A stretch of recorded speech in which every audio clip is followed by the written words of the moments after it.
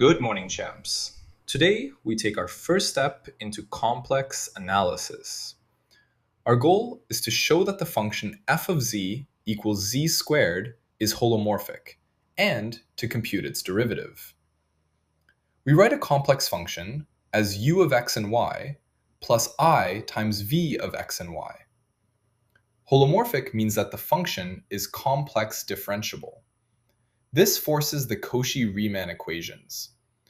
The partial derivative of u with respect to x equals the partial derivative of v with respect to y. And the partial derivative of u with respect to y equals minus the partial derivative of v with respect to x. If this holds, we can compute the derivative using partial derivatives with respect to x and y. Now we start with z equals x plus iy. Then f of z equals z squared becomes x plus iy squared. Expanding this gives x squared minus y squared plus 2ixy. We now identify the real and imaginary parts.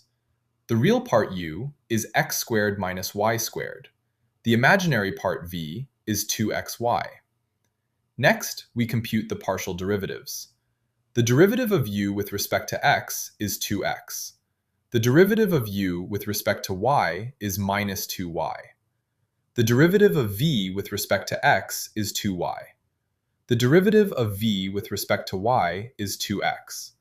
Now we check the Cauchy-Riemann equations. The derivative of u with respect to x equals 2x, and the derivative of v with respect to y is also 2x. The derivative of u with respect to y equals minus 2y, and minus the derivative of v with respect to x is also minus 2y. So both conditions are satisfied. Therefore, the function f of z equals z squared is holomorphic. Now we compute the derivative. The partial derivative of f with respect to x is 2x plus 2iy. The partial derivative of f with respect to y is minus 2y plus 2ix. We now insert this into the derivative formula.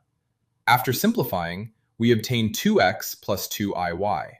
This is equal to 2 times x plus iy, which is 2z. So the derivative of z squared is 2z. This is the final result.